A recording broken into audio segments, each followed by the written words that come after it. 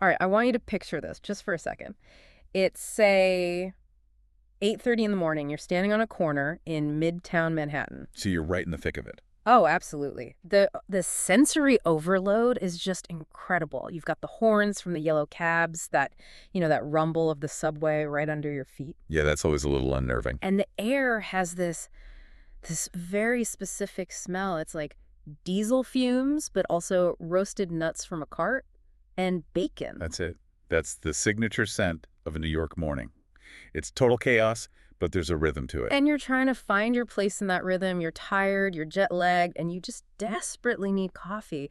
You see a silver cart on the corner, maybe a crowded bodega, and you get in line. Okay, and this is where the heart rate starts to climb a little bit, right? Immediately. Because everyone in front of you is moving like they're on a mission. They're tapping their feet. They've got exact change ready. The line is just flying. And then it's your turn. All of a sudden, the guy behind the counter locks eyes with you.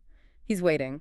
And you freeze. That is a very, very real kind of anxiety. It's that fear of being the glitch in the system, the tourist who holds up the entire line. Exactly. You can feel the eyes of 20 angry commuters just burning into the back of your head.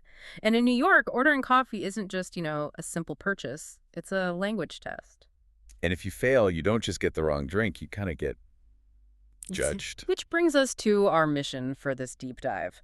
We're looking at a survival guide, basically. It's a piece called How to Order Coffee in New York City. We're going to decode this secret language. Yeah, we're going to take you from being that confused person in line to someone who can step up and order with, the confidence of a real New Yorker. And to do that, the source gives us three main things to unpack. First, this linguistic trap of the word regular. Then the code switching you have to do between a street cart and, like, a fancy cafe. And finally, the all-important food pairing, the bagel. Okay, let's jump right into that first one, because I think this is where 90% of people get it wrong. The regular coffee trap. It's a classic false friend, linguistically speaking. Right. Because if you're from, pretty much anywhere else in the world, and you ask for a regular coffee, what are you expecting to get? Well, logically, you're thinking regular means medium-sized. Right. Or just standard, black coffee. Just plain coffee, bean water, nothing added. That's the universal assumption. But in New York City, at a deli or a cart, regular is not a size. No. It is a specific recipe. And the source is crystal clear on this. Regular is code for coffee plus milk plus 2 sugars. 2 sugar. Not 1, 2. And they're usually heaping spoonfuls. That's basically a dessert. It's a hot coffee milkshake. It is, but you have to understand the why behind it. It's not just about taste, it's about efficiency in history. Okay, so unpack that for us. Why is that the default setting? Well, think about who those carts have always served. Construction crews, office workers rushing to their desks. It's a high-calorie fuel injection. Right. The sugar gives you that immediate energy spike, the caffeine wakes you up, and the milk cools it down just enough so you can drink it right away, because it's usually blazing hot. So it's designed as laborer fuel, basically. Precisely. It's the New York efficiency algorithm. The system assumes the average person wants energy, fast. So they encoded coffee, milk, 2 sugars into one single word, regular. And that saves, what, a few seconds per order? It sounds like nothing, right? 3 seconds. Yeah. But multiply that by 400 customers between 7 and 9 a.m. Whoa! You've saved 20 minutes. That keeps the line on the sidewalk moving. That actually makes perfect sense. But just imagine the surprise if you don't know the code. Let's roleplay this. I'm the tourist. I like my coffee black. You're the cart guy. Okay, let's do it. I got a line. What do you need? Hi, good morning. Can I just get a regular coffee, please? Regular. Got it, boss. Next. See? That feels like a successful interaction. I walk away, pop the lid off, expecting that nice, dark, bitter coffee. And instead, you're looking at something the color of a paper bag. And it is so, so sweet. It's a sugar bomb. Oh. And you're disappointed, but you technically got exactly what you ordered. I used the keyword without knowing the definition. Yeah. So, what's the fix? How do I actually get a plain black coffee? The guide is very direct about this. You can't just say coffee, because they'll just ask you how you want it, and that wastes time. Right. You have to give a clear command. Black, no sugar. Black, no sugar.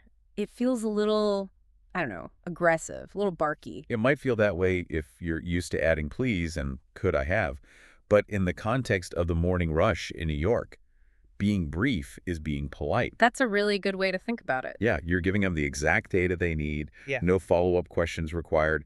You're respecting their time. Though efficiency is the love language of New York. In the morning rush, 100%. Okay, so we've cracked the code for the cart. Regular means sweet and milky.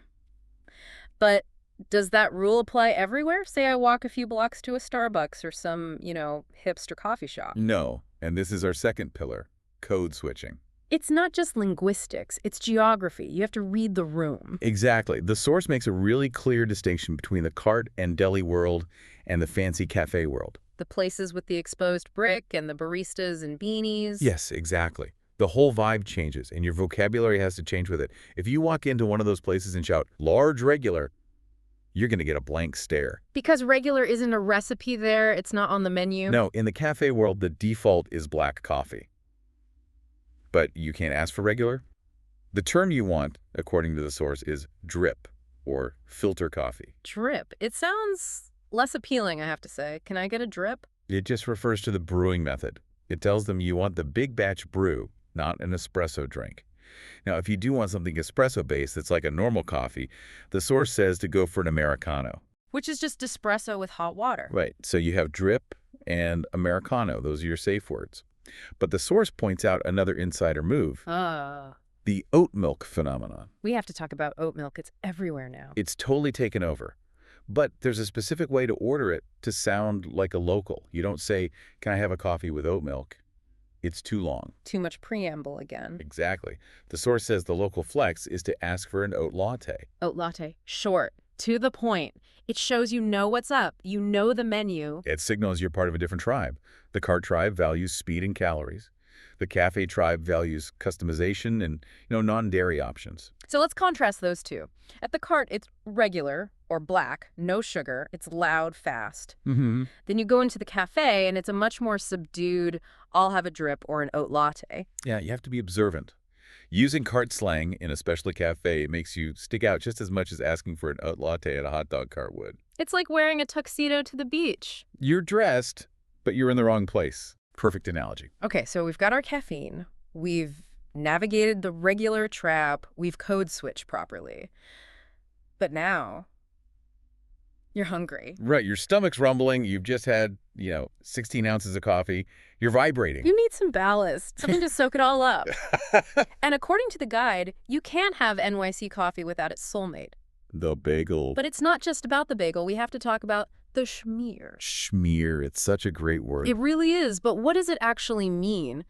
The source says it's from Yiddish, but in practical terms, what is it? So the source defines it as a generous spread of cream cheese.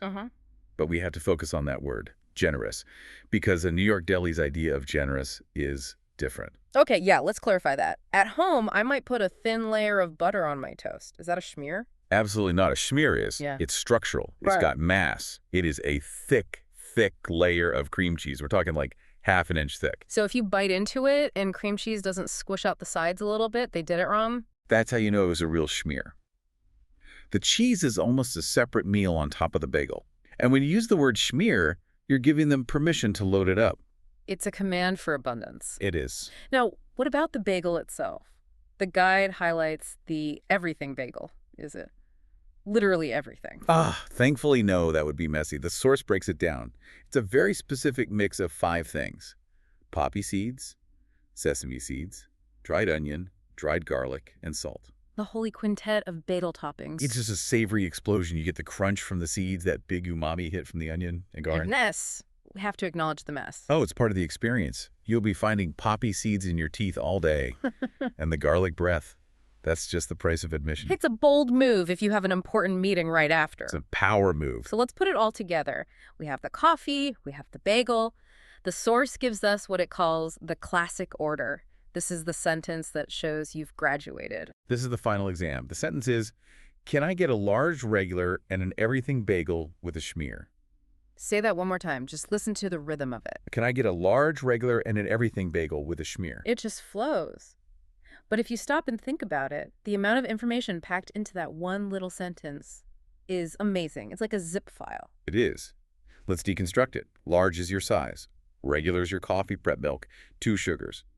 Everything bagel is a specific item with all those toppings. And with a schmear, specifies not just the topping, but the amount of the topping. Exactly. Yeah. That's 4 distinct commands covering liquid, solid, flavor, and quantity in, what, 10 words? And think about what you didn't say. You didn't say milk, sugar, cream cheese, onion, garlic.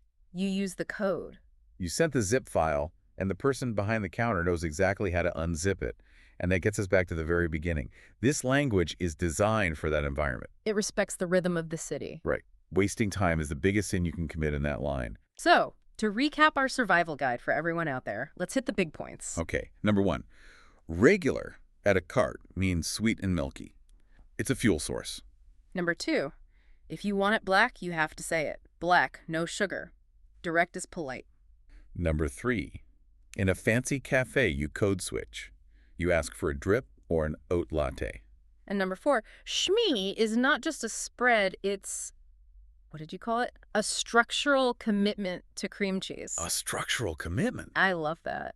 You know, it's funny, we think of language barriers as something between, say, English and Spanish, but this is a barrier that exists entirely within English. It's a dialect of function. And when you learn it, it's about more than just getting breakfast. It's about integrating. What do you mean by that? Well, when you're in that line and you stumble over your words or ask a bunch of questions, you're signaling that you're outside the flow of the city. You're a disruption. You're a clog in the artery. A little harsh, but yeah. But when you nail it, when you step up, you make eye contact, you say large, regular, everything with a schmear, and you have your cash ready. You belong. For those 15 seconds, you're part of the machine. You're a New Yorker. That's a powerful feeling. It's almost like that anxiety we mentioned at the start, that fear is the price of admission. You have to feel that pressure before you earn your place. That's a great way to put it. The anxiety is the motivation to learn the code. And once you know it, the anxiety is gone. You're just flowing with it. So here's a final thought for you to chew on.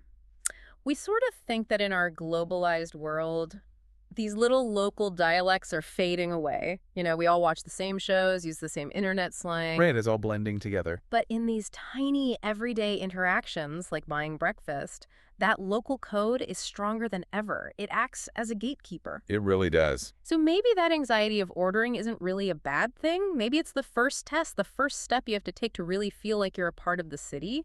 You kind of have to earn your breakfast. I think you definitely have to earn that bagel. Something to think about. Thanks for listening to this deep dive. We will catch you on the next one. Stay caffeinated, everyone.